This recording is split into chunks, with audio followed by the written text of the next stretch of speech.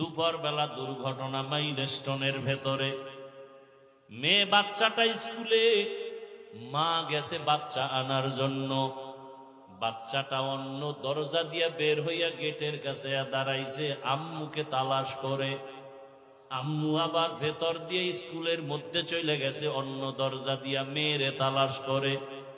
হঠাৎ করে দুর্ঘটনা, বাচ্চাটা এদিকে অপেক্ষায় আছে, মা ঢুকা মাত্র বিমান বিধ্বস্ত হলো। আম্মা জানার বের হতে পারে নাই। বাচ্চাটা দেখছি, একজনে দেখাইছি ভিডিওর মধ্যে, কান্না করে আর বলে, আমি আম্মু বলে কারে ডাকবো, আমার তো আম্মু নাই। এরে আল্লাহর বান্দারা, বলল হুজুর বিমান পুড়িয়া ছাই, কিন্তু বিমানের একেবারে পেছনে একটা ব্ল্যাক বক্স নামে একটা জিনিস আছে, ওইটা সব রেকর্ড হয়। টাওয়ারের সাথে কি কথা হচ্ছে পাইলটের, ওই ব্ল্যাক বক্সে সব রেকর্ড করে। বিমান যদি পুড়িয়া ছাইও হয়, ওই ব্ল্যাক বক্স পুড়বে না, আগুনে গলবে না। ওখান থেকে সব রেকর্ড আইনা খবর পাইল পাইলট কেন বিমান বিধ্বস্ত করলো। পাইলটের একটু অসচেতনতার কারণে, যে ইঞ্জিন দুই পাশে দুইটা, এটি স্টার্ট করতে হয় নিচে থেকে জেনারেটরের মাধ্যমে, একটা স্টার্ট করে আর একটায় দিতে হয়। দিছে ঠিকই, কিন্তু তেলের লাইনের সুইচ দেয় নাই। ওই পাখার মধ্যে তেল একটার থেকে যতটুকু ছিল আস্তে আস্তে এবার ফুরায় গেছে, তেলের সুইচ বন্ধ, বাকি তেল আর আসে না, আগুন লেগে গেছে। এরে আল্লাহর বান্দা, বিমান পুড়িয়া ছাই, পাইলটও নাই, কিন্তু রেকর্ড করার মতো সব আছে না নাই? দুনিয়ার মানুষ যদি সব রেকর্ড রাখতে পারে, আমার মালিক কি দুর্বল? দুর্বল। وَوُزِعَ الْكِتَابُ فَتَرَى الْمُجْرِمِينَ مُشْفِقِينَ مِمَّا فِيهِ وَيَقُولُونَ يَا وَيْلَتَنَا مَا لِهَذَا الْكِتَابِ لَا يُغَادِرُ صَغِيرَةً وَلَا كَبِيرَةً إِلَّا أَحْصَاهَا وَوَجَدُوا مَا عَمِلُوا حَاضِرًا وَلَا يَظْلِمُ رَبُّكَ أَحَدًا। কিয়ামতের ময়দানে ছোট থেকে ছোট, দুনিয়াতে যদি কোনো গুনাহ করো বা নেকও করো, ফেরেশতারা লেখা ভুলবে না। আল্লাহ ডাকবে, আমল নামা রেডি কর, পেশ কর, দেখি আমার বান্দা একটা রাত্র সেজদা দিয়া ভোর রাতে আমারে ডাকছেনি। আমল নামার দিকে বান্দাও তাকায় দেখবে, ভিডিও আকারে দেখা যায় একটা রাত সেজদার আমার কাটে নাই, বরং বিছানায় শুইয়া বইসা মোবাইল একটা হাতে নিয়া চোখের গুনাহ, জবানের গুনাহ, অন্তরের গুনাহ, কানের গুনাহ, হাতের গুনাহ, মোবাইলের দ্বারা গুনাহ করে করে করে করে সারা রাত কাটিয়েছে। কখন রাত্র 2টা বাজলো খবর নাই, 3টা বাজলো খবর নাই, ফজরের আজান হয়ে গেছে, সারা রাত শুধু গুনাহ করে কাটিয়েছে। চোখের জেনা, জবানের জেনা, অন্তরের জেনা, হাতের জেনা, এভাবে জেনা করে করে মোবাইলের দ্বারা রাত কাটিয়েছে। আল্লাহ তাআলা এদের গজব দিয়া ঘুমের মধ্যে ধ্বংস কেন করেন না? একমাত্র রহমতের নবীর উম্মত হওয়ার বরকতে। ইমামুল আউয়ালিন আল আখিরিন বহরে সাদকা রহমাতাল লিল আলামিন সাইয়্যিদুল কাউনাইন খাতমুল মুরসালিন আখির আমদ বুদ ফখরুল আউয়ালিন। ইবাদত কি মনে আসেনি? ইবাদত কেন? ইবাদত কিভাবে? ইবাদত কি কথার জবাব দিলাম। আল্লাহর পরিপূর্ণ হুকুম জীবনে বাস্তবায়ন করার নাম ইবাদত। আল্লাহর হুকুম ব্যক্তি জীবনে আছে না নাই? আল্লাহর হুকুম পরিবারে আছে না নাই? আল্লাহর হুকুম অর্থনৈতিক জীবনে নাই? রাষ্ট্র পরিচালনার রাস্তায় বুঝি আল্লাহর হুকুম নাই? দুনিয়াতে তুমি যত কাজ করবা সব বিষয়ে আল্লাহর হুকুম দেওয়া আছে, বাস্তবায়ন করার নাম ইবাদত। ইবাদত কেন? এই কথার জবাব, ইবাদত কেন, একমাত্র কারণ হলো আল্লাহর সাথে হবে আমার মোলাকাত, হাদিয়া হিসাবে পাবো সুখের ঠিকানা জান্নাত। ইবাদত কেন করব? কেন করব? মানুষের মারহাবা পাওয়ার জন্য, আল্লাহর সাথে মোলাকাতের জন্য। আল্লাহ কয়, রাসূল আপনি জানায় দেন, দুনিয়াতে যদি কেউ আমার মোলাকাত চায়, আমার সাথে সাক্ষাৎ করতে চায়, আমার অর্ডার হলো তাদের জন্য জানায় দেন, ফামান কানা ইয়ারজু লিকা রাব্বিহি ফালইআমাল আমালান সালিহা ওয়ালা ইউশরিক বিইবাদাতি রাব্বিহি আহাদা। খারাপ লাগতেছে আপনাদের? এত গরম লাগে রে, মহা মুসিবত। একটা ফ্যান সামনে দিয়ে দিব, এটি সব বইলে দেওয়া লাগে।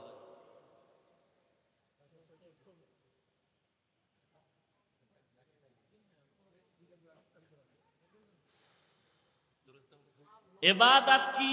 আল্লাহর হুকুম বাস্তবে জীবনে বাস্তবায়ন করা ইবাদত। কেন? আল্লাহর সাথে হবে মোলাকাত, বিনিময়ে হাদিয়া পাবো কি? জোরে বলেন। জান্নাত চাননি? চাননি? আহা, এরে আল্লাহর গোলাম,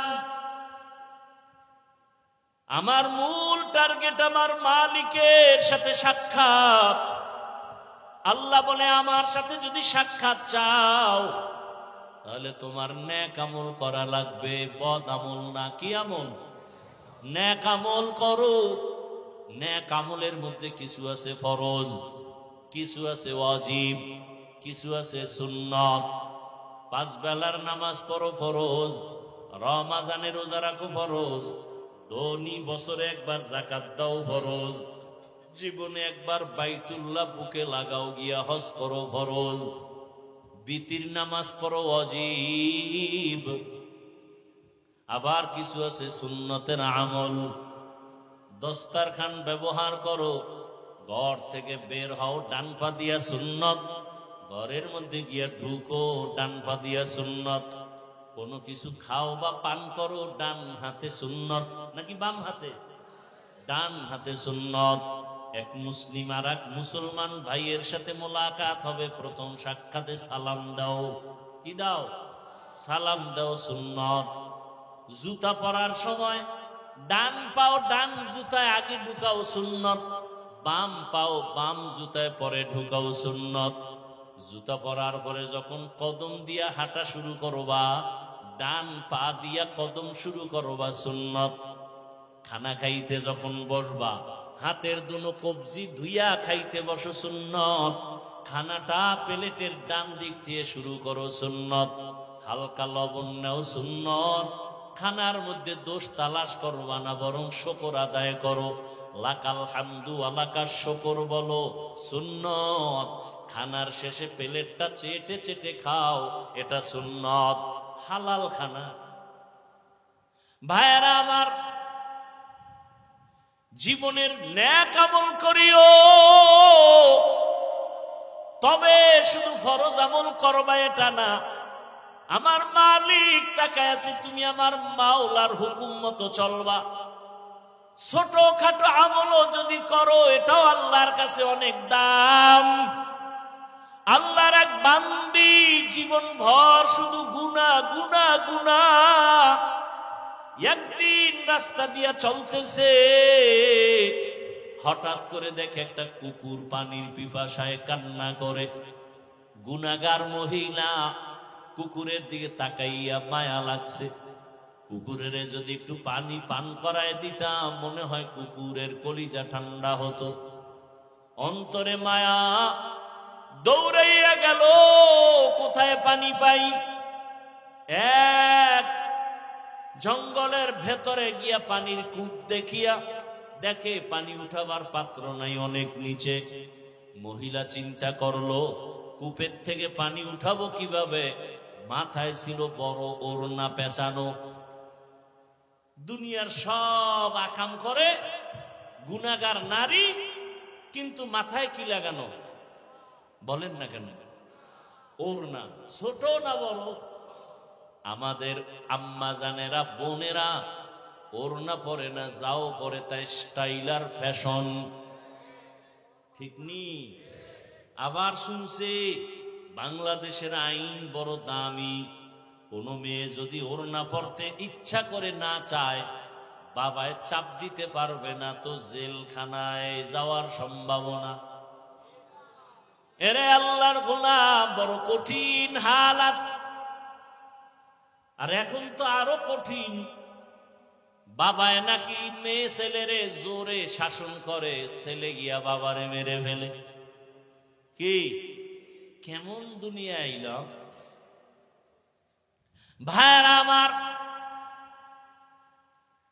ওই জাহান্নামী নারী গুনাহগার মাথায় ওড়না লাগাইয়া চলতেছেন, আর আমার মুসলমানের ঘরের মায়ের মাথায় ওড়না নাই, আমার বোনের মাথায় ওড়না নাই।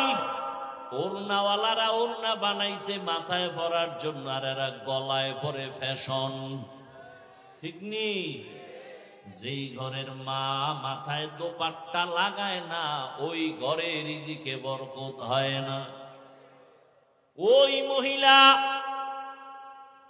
ওড়না খুলছে আর পায়ে ছিল মুজা চামড়ার, ওই মুজার সাথে গিরা লাগায় পানি উঠাইয়া কুকুরের দৌড়ায় গিয়া পান করায় দিছে। সাথে সাথে গাইবি আওয়াজ ডাক দিয়া বলা হয়, রে আল্লাহর বান্দি, তুই জীবনে যত গুনাহ করেছো, এই সামান্য একটু ভালো কাজ করার কারণে তোর সব গুনাহগুলো ক্ষমা করে দেয়া হয়েছে।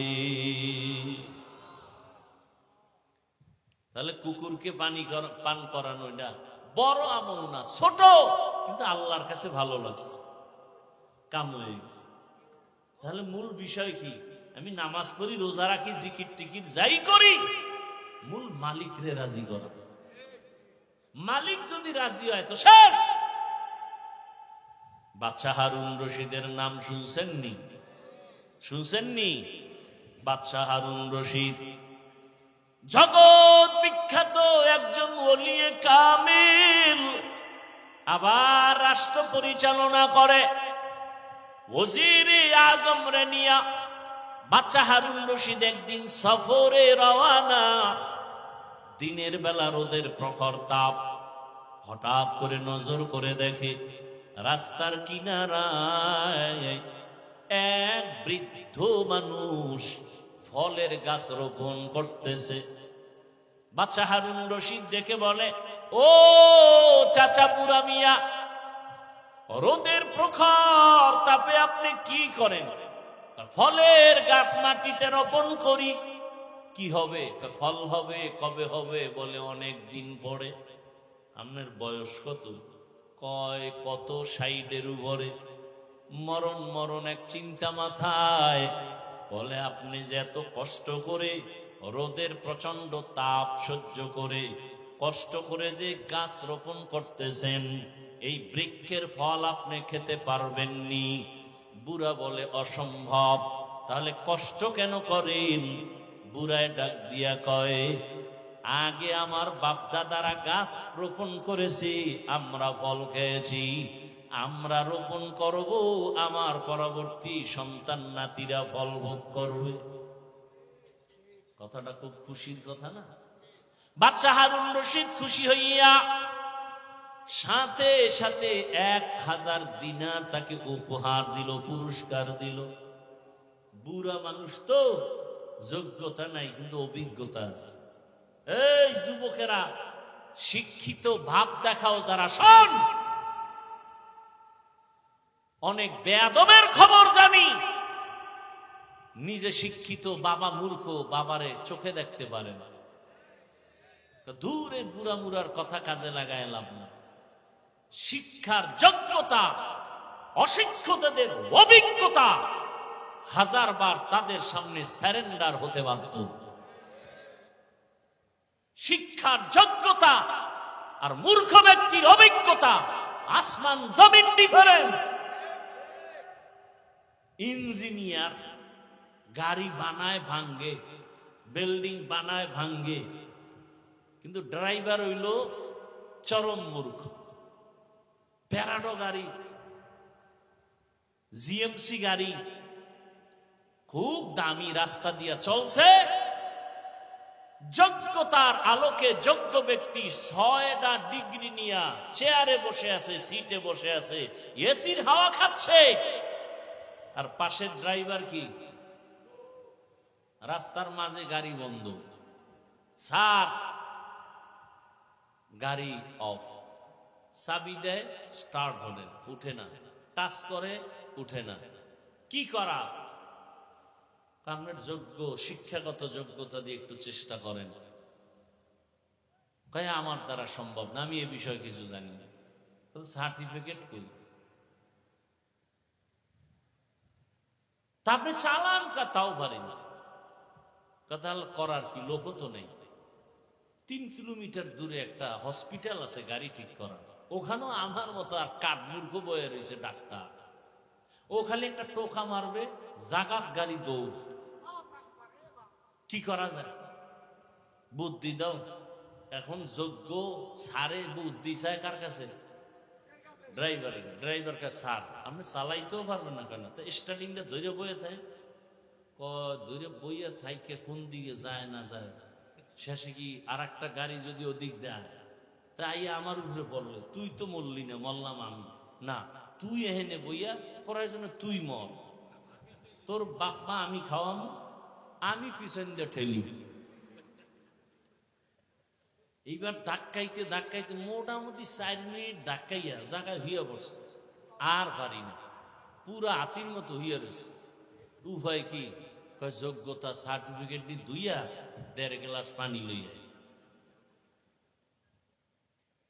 শিক্ষিত যুবক, তোমার যোগ্যতাকে স্যারেন্ডার করি 1000 বার, যদি বেয়াদব না হও। অভিজ্ঞ মুরব্বীদের সাথে যদি বেয়াদবি না করো, তোমার যোগ্যতাকে 1000 বার স্যারেন্ডার, স্যালিউট। আর যদি যোগ্যতার মাস্তানিতে কোন আলেমের সাথে বেয়াদবি করো, শিক্ষকের সাথে বেয়াদবি করো, তোমার কপালে ধিক্কার জানাই, ধিক্কার জানাই। তোমার মতো নিকৃষ্ট মানুষরূপী হায়াওয়ান আর কেউ হতে পারে না। তুমি মানুষই হতে পারো নাই, তুমি মানুষরূপী হায়াওয়ান। আল্লাহ হেদায়াত দান করুন। ভাইয়ের আমার,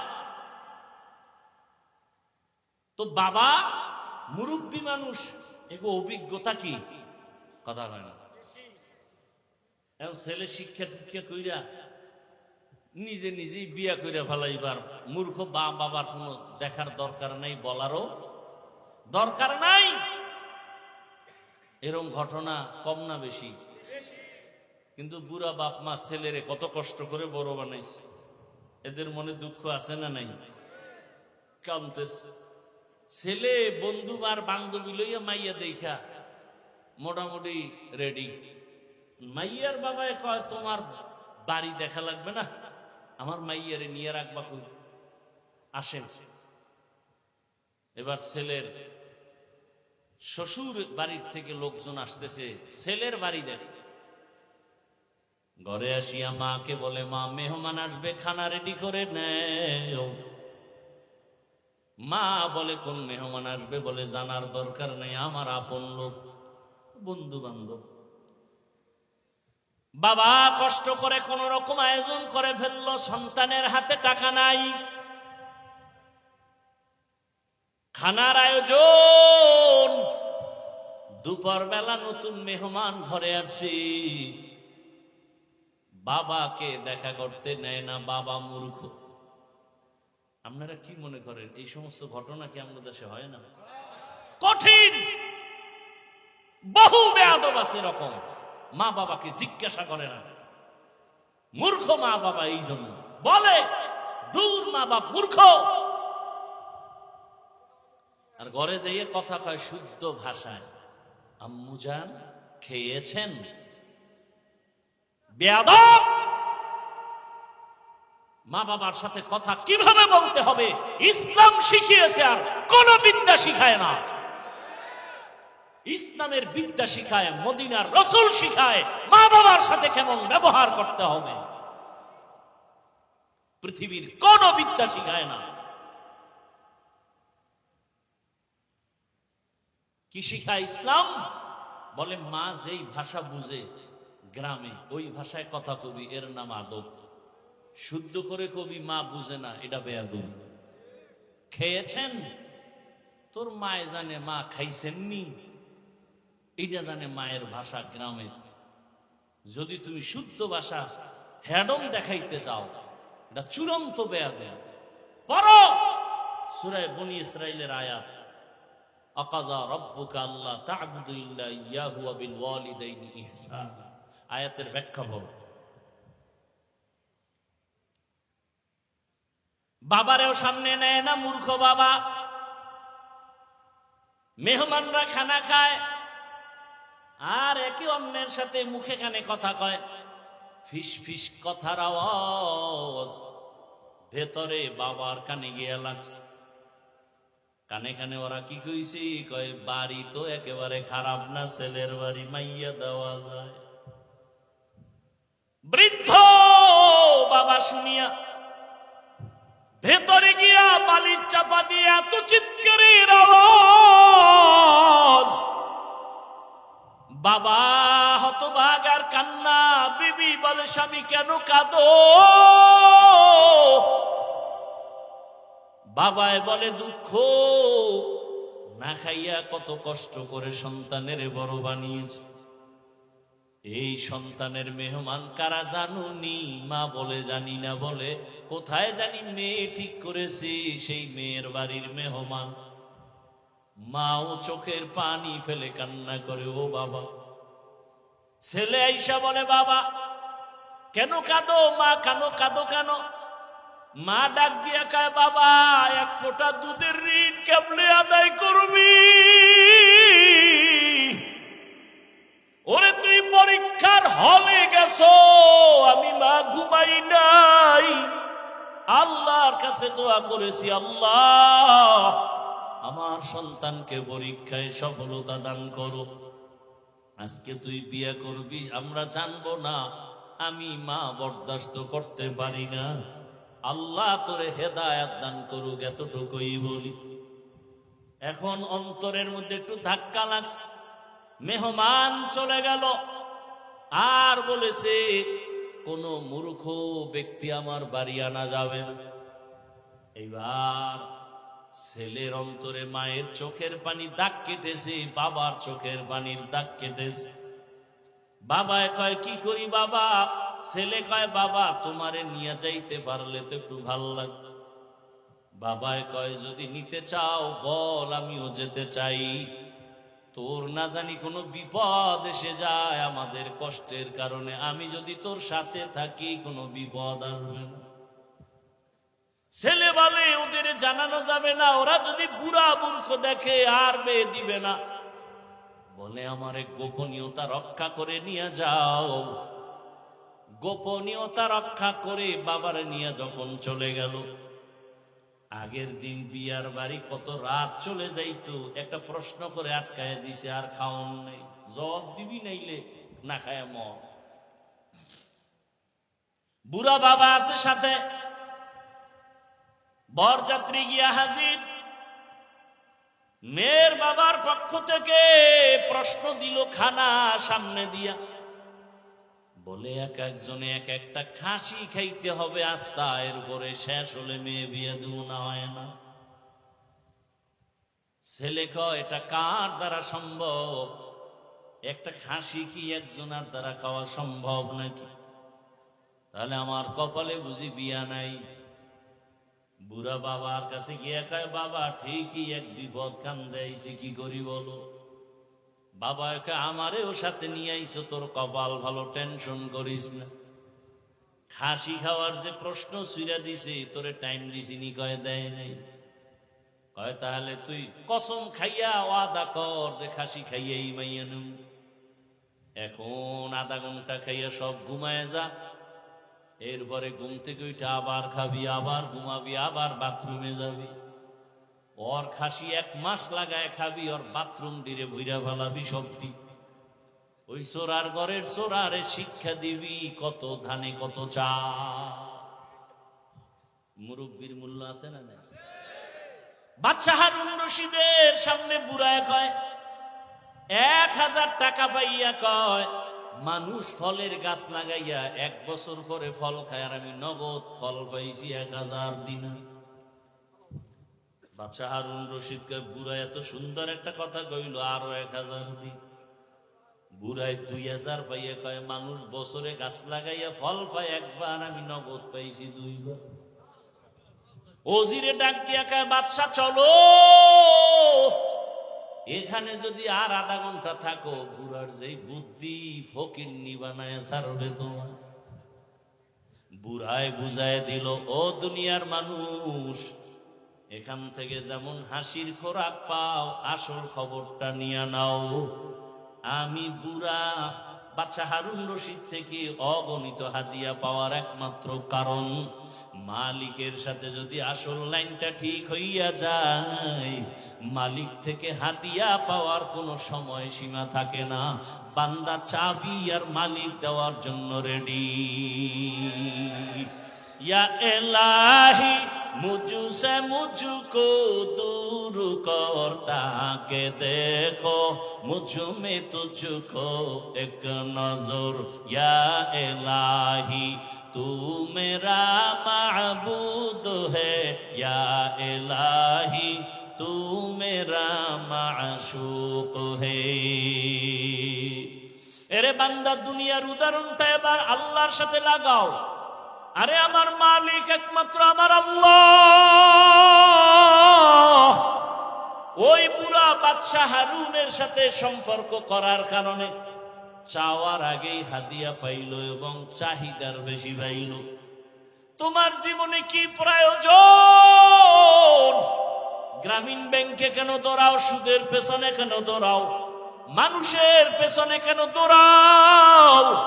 আল্লাহ তো নিজেই বলেছেন, ইন্নাল ইনসানা লিরাব্বিহি লাকানুত, মানুষ বড় নিমক হারাম, ওর পেছনে কেন দৌড়াও? আল্লাহ কয়, আমি তো তোরে বারবার ডাকতেছি, বান্দা দরজা খুইলা রাখছি। দুনিয়াওয়ালারা দিব দিব বলে দরজা আটকায় দেয়, লক করে দেয়, আজ না কাল, আজ না কাল, আজ না কাল এভাবে করে। আর আমি আল্লাহ তোর জন্য দরজা খুলে রাখছি, যে কোনো সময় তুই ডাক দিবি, আমি আল্লাহ তোর সামনে দেওয়ার জন্য প্রস্তুত হয়ে আছি। উদউনি আস্তাজিব লাকুম, ওরে আমারে রাতে যদি ডাকো আমি হাজির। আমারে যদি তুই জঙ্গলে বসে ডাক দাও আমি হাজির। আমারে যদি সমুদ্রের মধ্যে বসে ডাক দাও আমি হাজির। ওরে বান্দা, তুই যদি দিনের বেলা ডাকো আমি হাজির, তুই যদি বান্দা রাতের বেলা ডাকো আমি হাজির। ও বান্দা, তুই নামাজে ডাকবি হাজির, নামাজ ছাড়া ডাক দিবি সেখানেও আমি হাজির। ও বান্দা, কি চাও? 2 ফোঁটা চোখের পানি ছাড়িয়ে যদি আমি আল্লাহকে ডাকার মতো ডাকতে পারো, আমি আল্লাহ কত বড় বড় বেঈমানেরও ক্ষমা করে দিয়েছি। আমার কাছে কত গোলামরা চাওয়ার মতো চাইছে। এক আল্লাহর বান্দা জীবনভর শুধু গুনাহ গুনাহ গুনাহ গুনাহ গুনাহ করে করে জীবন নষ্ট।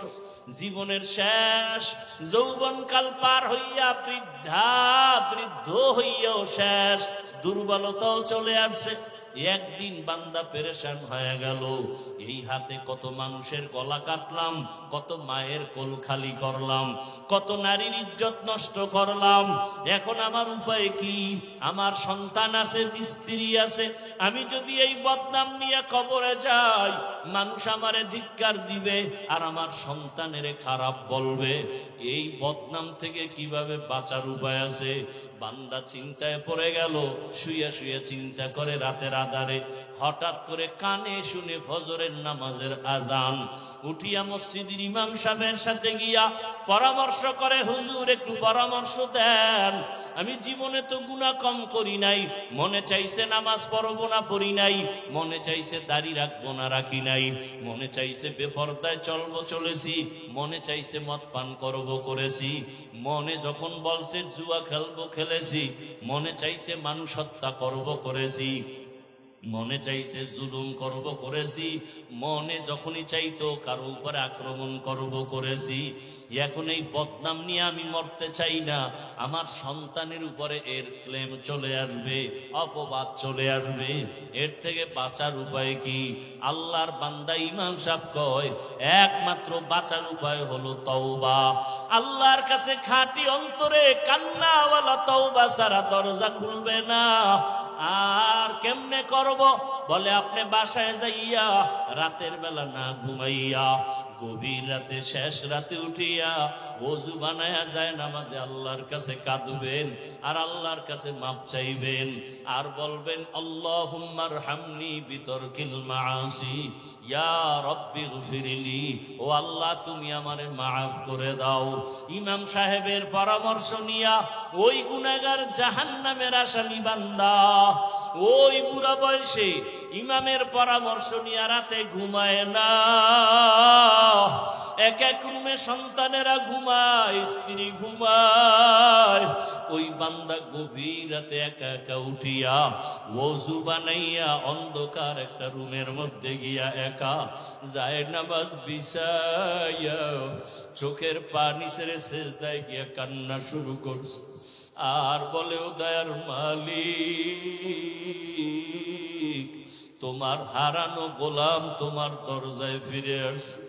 ও আল্লাহ, আমার মতো গুনাহগার কেউ নাই। ও আল্লাহ, জীবনে কত পাপের কাজ করেছি, গুনার কারণে আমার হাত না পাক, আমার চোখ না পাক, আমার জিহ্বা না পাক, আমার অন্তর না পাক। গুনাহের কারণে আমার জিন্দেগি নাপাক হয়ে গেল। গুনার কারণে এখন আমি যেদিকেই তাকাই দেখি জাহান্নামের আগুন। আমার জাহান্নামের আগুন ছাড়া কিছুই দেখি না। ও আল্লাহ, আমার মতো খারাপ মানুষ এই দুনিয়ায় বোধহয় নাই। মায়ের সাথে কত বেয়াদবি করেছি, বাবার সাথে কত বেয়াদবি করেছি, এই জীবনে স্ত্রীর সাথে কত জুলুম করেছি, সন্তানের উপরে কত জুলুম করেছি, প্রতিবেশীর উপরে কত জুলুম করেছি। ও আল্লাহ, অন্যায় ছাড়া কোনো ভালো কাজ আমার নাই। জীবনে কত নামাজ ছাড়লাম, দাড়ি কাটলাম, বেপরদায় চললাম। ও আল্লাহ, তোমার প্রিয় বান্দাদের বিরোধিতা করলাম, কোরআন হাদিসের বিরোধিতা করলাম। ও আল্লাহ, আজকে আসছি আর এখান থেকে যাব না। ও আল্লাহ, তুমি আমার একটু রহমতের দরজা খুলে আমাকে মাফ করো। আমি আর গুনাহ করব না, আর নামাজ ছাড়বো না, দাড়ি কাটবো না, বেপরদায় চলবো না। আল্লাহর বান্দা চোখের পানি ছেড়ে এমন ভাবে কান্না শুরু করেছে। আল্লাহর বান্দা কান্দে আর বলে, আল্লাহ তুমি দয়া করে মাফ করে দাও। হঠাৎ করে একটা গায়েবী আওয়াজ, ওই বান্দার কান্না বাড়তে বাড়তে বাড়তে বাড়তে এখন অচেতন অবস্থা। এমন কান্নার ঢেউ সমুদ্রের মতো কান্নার তুফান। এক পর্যায়ে তার কান্নার আওয়াজে ঘরের সবাই সজাগ হয়ে গেল। সবাই শুনে কান্নার আওয়াজ, স্ত্রী দেখে বিছানায় নাই, কোন রুমে কান্না করে। একটা জোরে গাইবি আওয়াজ আসছে, বান্দা তুই যতই কান্না করো তোর নাম জাহান্নামের খাতায় লেখা হয়ে গেছে, কান্না করে কোনো লাভ হবে না। আল্লাহর বান্দা এই আওয়াজ কানে শুনিয়া আগের তুলনায় কান্নার আওয়াজ আরো বাড়ায় দিল, আরো বেশি বেশি কান্না করে। ও আল্লাহ, তুমি এত বেজার, দুনিয়াতে মা বাবা ভাই বোন কেউ আমার না, ওই কবরে একা যেতে হবে। ও আল্লাহ, তুমি ছাড়া আমার কেউ নাই, তুমি আমার আসল মালিক। আল্লাহর মোহাব্বত অন্তরে এমন ভাবে জমাইয়া কান্না শুরু করলো। ও আল্লাহ, তুমি আমার সামনে হাজির, তোমারে ফাঁকি দেওয়া যায় না, তোমারে গোপন করে কিছুই করা যায় না। আমি যেদিকেই দেখি তোমারে ছাড়া কোনো রাস্তা নাই। আল্লাহু হাজিরি, আল্লাহু নাজিরি, আল্লাহু শাহিদি,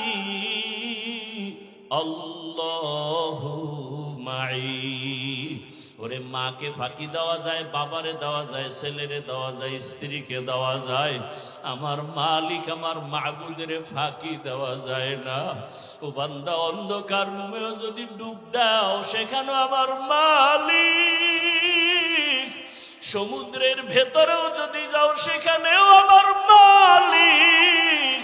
ওরে তুই যেখানে যাবি সেখানে আমার আল্লাহ। ফাইনা মা তুআল্লু ফাসাম্মা ওয়াজহুল্লাহ। আমার আল্লাহরে তুই কই ফাঁকি দিয়া যাবি? ও আমার এলাকার মা বোনেরা, ও যুবক বাবারা, কত আর নামাজ ছাড়বা, কত বেপরদায় চলবা, কত আর গুনার কাছে যাইবারে বাবা। আল্লাহর কোরআন মিথ্যা মনে করিও না, উলামায়ে কেরামের কথা ফালাইয়া দিও না।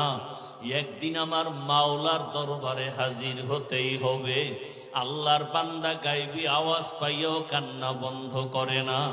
স্ত্রী ডাক দিয়ে কয়, স্বামী তুমি শুনছো না, তোমার নাম জাহান্নামের খাতায় লেখা, এখন আর তুমি কান্না করে কি লাভ হবে?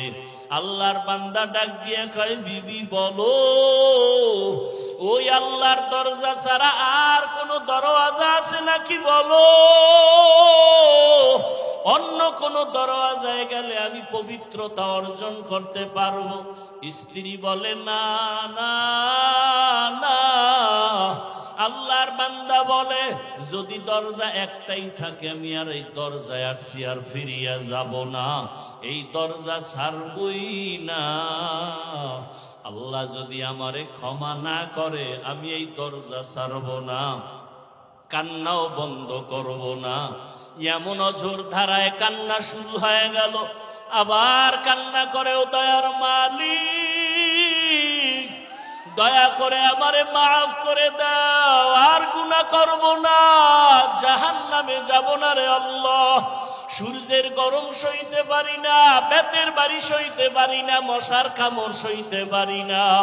ওরে গুনাহ নিয়ে কবরে গেলে মাটির চাপ কেমন করে সহ্য করব? কবরে জাহান্নামের আগুনের গরম সহ্য করতে পারবো না রে আল্লাহ, তুমি আমারে মাফ করিয়া দাও। আল্লাহর বান্দা আবার যখন কান্না শুরু করলো, আবার আওয়াজ আসতেছে, আওয়াজ আসতেছে, আবার আওয়াজ আসতেছে, ও বান্দার কান্না করিস না, তোরে মাফ করে দেওয়া হয়েছে, তোর নাম আর জাহান্নামের খাতায় নাই, আর কাঁদিস না, কান্না করিও না। আল্লাহর বান্দা এতক্ষণ কাঁদছে জাহান্নামের ভয়, বান্দা আবার কান্না শুরু করেছে, বিবি বলে, এখন আবার কেন কাঁদো? জাহান্নামে তো নাম নাই। আল্লাহর বান্দা বলে, এতক্ষণ কান্না করেছি জাহান্নামের আযাবের ভয়, আর এখন আমি কাঁদি আমার মালিকের মুহাব্বত আর মায়া বাড়াবার জন্য। কারণ আমি এতক্ষণ কান্না করে বুঝতে পেরেছি আমার মাওলার কাছে কান্না বড় মজা লাগে, আমার মাওলার কাছে চোখের পানির বড় মূল্য, এই জন্য কান্না করতেছি আমি এই মুহাব্বত বাড়াবার জন্য। ও আল্লাহর বান্দারা, 2 ফোঁটা চোখের পানি মাওলার কাছে সারিয়া দোয়া করো, গুনার কথা স্মরণ করো। কোন দিন মরণের ডাক আসবে জানা নাই। আজকে তুমি এখানে বয়ান শুনো, কালকে না জানি হতে পারে তুমি কাল কবরের বাসিন্দা। ওরে আজকে তোমার বন্ধু বান্ধব টেলিফোন করে আর কত তাড়াতাড়ি আসো, আগামীকালকে বন্ধু টেলিফোন করবে দূরের কথা, মরণের খবর পাইয়া নাম্বারটা মোবাইল থেকে মুছে ফেলবে, তোমার গায়ের জামা কাপড়গুলো কেটে কেটে অন্যেরা রেখে দিবে, 3টা সাদা কাফনের প্যাকেট বানাবে। তোমার মা কান্না করবে, আমার বাবা আর আমাকে মা বলে ডাকবে না। তোমার বাবায় বাজারে গিয়া বলবে, কাফনের কাপড় দাও। ওরে আবার ইমামের বলবে, ইমাম সাহেব আসেন, জানাজা পড়াইয়া দেন। কেউ যাবে বাঁশবাগানে কবর খননের জন্য, কেউ যাবে ঘরের পেছনে গরম পানি দিয়ে গোসল করাবার পানি রেডি করার জন্য। ওরে আজকে তুমি কত দাম, কত বাহাদুরি দেখাও। ওরে আজরাইল আসিয়া রুহুটা নিয়ে গেলে আর নাই নাই, কই ডানে বন্ধু বামে বন্ধু কেউ নাই। চিরবিদায় গোসল করাইয়া কাফনের প্যাকেট বানাইয়া ওরে মসজিদের খাটিয়া ঘরের সামনে হাজির। ওই খাটের মধ্যে যখন উঠাইয়া জানাজার প্যান্ডেলে নিয়ে যাবে তোমাকে আমাকে, ঘরের থেকে মা জানালা দিয়া বলবে, আমার বাবারে কই নাও, কোথায় নাও? আরে আমার বাবারে শেষবারে একটু দেখাইয়া নাও, চেহারাটা দেখি। আমার বাবার চেহারাটা শেষবারের মতো দেখি এলো। ও আমার কলিজার যুবক, তোমার মতো যুবকেরা স্কুলে পড়ে, কলেজে পড়ে, চাকরি করে, দাড়িওয়ালা নামাজির অভাব নাই। তুমি কেন পারো না রে বাবা? ও মা বোনের, আপনার মতো কত মা বোন পর্দাওয়ালা নামাজির অভাব নাই। আপনারা কেন পর্দা করতে পারেন না, নামাজ পড়েন না? আল্লাহর কাছে 2 ফোঁটা চোখের পানি ছেড়ে দোয়া করেন আর তওবা করেন। আমার মাওলাকে কান্না করে বলতে থাকেন, ও আল্লাহ মাফ করিয়া দাও। ওরে যাদের চোখে পানি নাই, গুনার কারণে দিলটা পাথর, কান্নাওয়ালা ডানে বামে থাকলে হাতটা বাড়াইয়া দোয়া চাও, দোয়া চাও। ও কান্নাওয়ালা বাবারা, আপনাদের কপাল কত ভালো, আপনাদের দিলটা নরম। আমাদের গুনার কারণে দিলটা পাথর, চোখে পানি নাই। আপনারা দোয়া করেন আল্লাহ আমাদেরও যেন ফিরাইয়া না দেয়। জাহান্নামে যেতে চাই না, কবরের আযাব সহ্য করতে পারবো না। ও আল্লাহর বান্দারা, আল্লাহর কাছে তওবা করো। জীবন গেল আর মা বাবারে কষ্ট দিয়া কাঁদাইবা না। কতজন না জানি মায়েরে কষ্ট দিছো, বাবারে কাঁদাইছো। এ কারণেই মনে হয় মা বাবা তোমার উপরে বেজার, চোখে পানি আসে না। ও যুবক বাবারা, ওই মা বাবার দোয়া ছাড়া তোমার হায়াত আসে নাই। মা বাবার দোয়া চোখের পানিতেই চেয়ারে বসছি। মা বাবার চোখের পানি দোয়ার কারণে তুমি টাকার মালিক, সম্মানের মালিক। ওই মা বাবারে যারা কষ্ট দিয়া কাঁদাইছো, তাড়াতাড়ি ক্ষমা চাও। বাবার কাছে ক্ষমা চাইও, মায়ের কাছে ক্ষমা চাইও। তাদের নেক নজর না থাকলে জীবন নষ্ট হয়ে যাবে। শিক্ষকের সাথে বেয়াদবি যদি করিয়া থাকরে ছাত্র বাবারা, গোপনে গিয়া মাপ চাইও, বলিও আমার স্যার ও শিক্ষক, বেয়াদবি করে ফেলেছি, মাফ করে দেন। আলেমের সাথে যদি বেয়াদবি করো, ক্ষমা চাইয়া নাও। অন্যায় যদি হয়ে থাকে, ক্ষমা চাইয়া নিও। আল্লাহর কাছে তওবা করিও। মরিয়া গেলে আর নামাজ ছাড়বা না, বেপরদায় চলবা না, দাড়ি কাটবা না। মা বাবার দোয়া নিয়া, শিক্ষকের দোয়া নিয়া, উলামায়ে কেরামের দোয়া নিয়া, নবীর আদর্শ মেনে চলবা। আল্লাহর কাছে তওবা করো, চোখের পানি ছাড়ো। আল্লাহর কাছে তওবা করলে বান্দার তওবা কবুল হয়ে যাবে। ও আল্লাহ, ময়দানের সবাইকে আপনি তওবাওয়ালা জিন্দেগি দান করেন, আমাদের সবাইকে গুনাহমুক্ত জীবন দান করেন, আমিন। আলহামদুলিল্লাহি রাব্বিল আলামিন, ওয়াসসালাতু ওয়াসসালামু আলা সাইয়্যিদিল আমবিয়াই ওয়াল মুরসালিন ওয়া আলা আলিহি ওয়া আসহাবিহি আজমাইন। ইয়া আরহামার রাহিমিন, ইয়া আরহামার রাহিমিন, ইয়া আরহামার রাহিমিন। রব্বিরহামহুমা কামা রব্বায়ানি সগীরা। اللهم إنك عفو كريم تحب العفو فاعف عنا. اللهم إنا نسألك رضاك والجنة ونعوذ بك من سخطك والنار. اللهم ارحمني